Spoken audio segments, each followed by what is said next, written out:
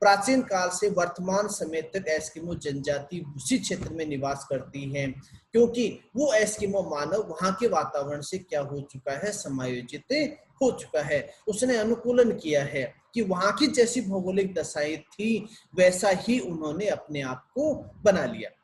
Eskimo जनजाति आखेट शिकार से अपना जीवन यापन करती है, आखेट प्रधान जनजाति है। आखेट का कार्य केवल ग्रीष्म काल में 3 से 4 महीने की अवधि में ही किया जाता है। उस 3 से 4 महीने की अवधि में जो आखेट संग्रह किया जाता है उसी का भोज्य सामग्री के रूप में या वस्त्र निर्माण के रूप में उनका उपयोग होता है। यदि भोजन सामग्री समाप्त हो जाती है तो एस्किमो मानव के पास भोज्य सामग्री का दूसरा कोई सोर्स साधन स्रोत उपलब्ध नहीं है।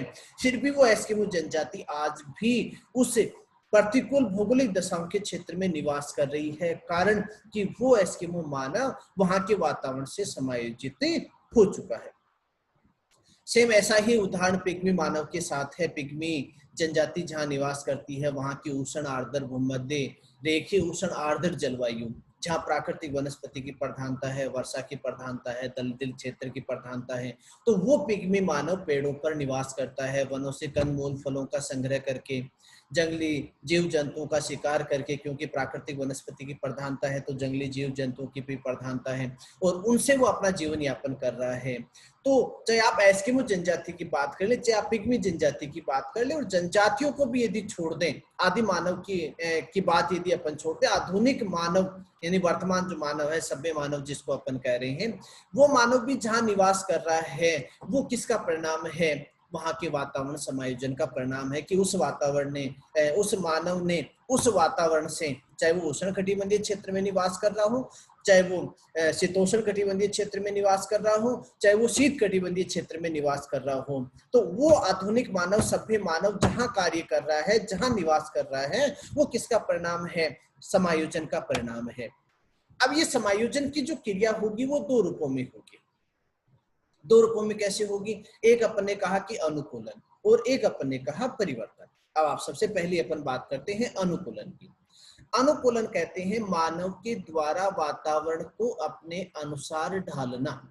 वातावरणीय जो दशाएं हैं, चाहे वो प्राकृतिक वातावरणीय दशा हो, चाहे वो मानवीय वातावरणीय दशा हो, वातावरणीय दशाओं को अपने अनुसार ढालना।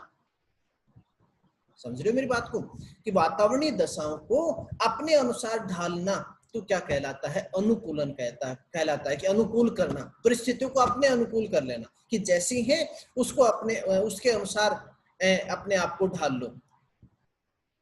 ठीक है, तो जैसी वातावरणीय दशाएं होंगी उसके अनुरूप यदि मानव अपने आप को ढालता है तो वो क्या माना जाता है? अनुकूलन माना जाता है। अनुकूलन की जो क्रिया होगी वो दो रूपों में होगी। एक तो अनुकूलन होता है आंतरिक अनुकूलन और एक होता है बाह्य अनुकूलन। अब आंतरिक अनुकूलन की यदि अपन बात करते हैं तो जैसे अपन कहें कि भाषा है, खान पान है, तो ये अनुकूलन है। जैसे अपन बात करें, जैसे अपन ग्रीनलैंड में निवास करते हैं, एस्किमो जनजाति की बात करें, उसी क्षेत्र में यदि अपने को निवास करना पड़े या वहां जाना पड़े तो अपने को क्या करना पड़ेगा?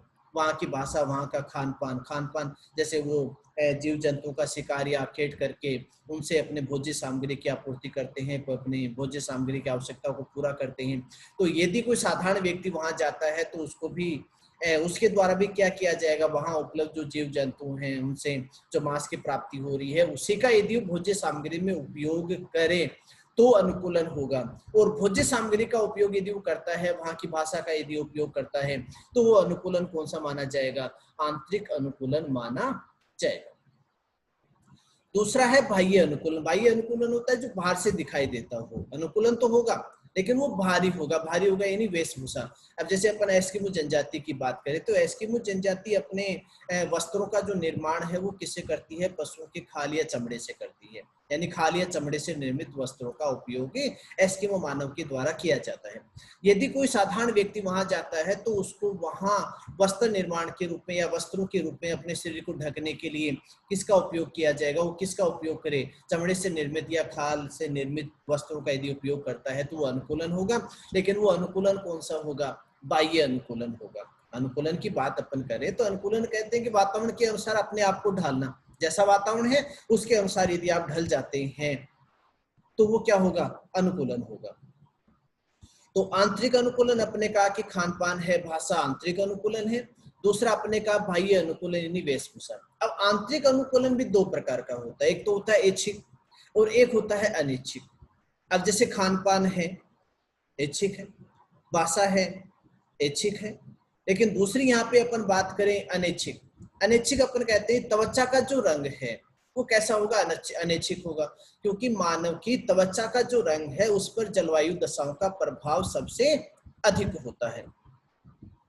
मानव की त्वचा का जो रंग है, यदि जलवायु दशाओं के प्रभाव की बात करें तो मानव के शारीरिक अंगों पर त्वचा का जो रंग है वो सबसे अधिक परिवर्तनशील माना जाता है, सबसे अधिक परिवर्तित होता है। तो त्वचा के रंग में जो परिवर्तन होगा, किसमें परिवर्तन के साथ, जलवायु दशाओं में परिवर्तन के साथ। यदि उष्ण कटिबंधीय क्षेत्रों का मानव शीत कटिबंधीय क्षेत्र में जाए तो उसकी त्वचा के रंग में परिवर्तन होगा, त्वचा के रंग में परिवर्तन होगा तो वो अनुकूलन है कैसा होगा, अनैच्छिक होगा, न चाहते हुए भी त्वचा के रंग में परिवर्तन होता है। तो खान पान है वो ऐच्छिक है, लेकिन त्वचा के रंग में जो परिवर्तन होता है वो अनुकूलन कौन सा माना जाता है, अनैच्छिक माना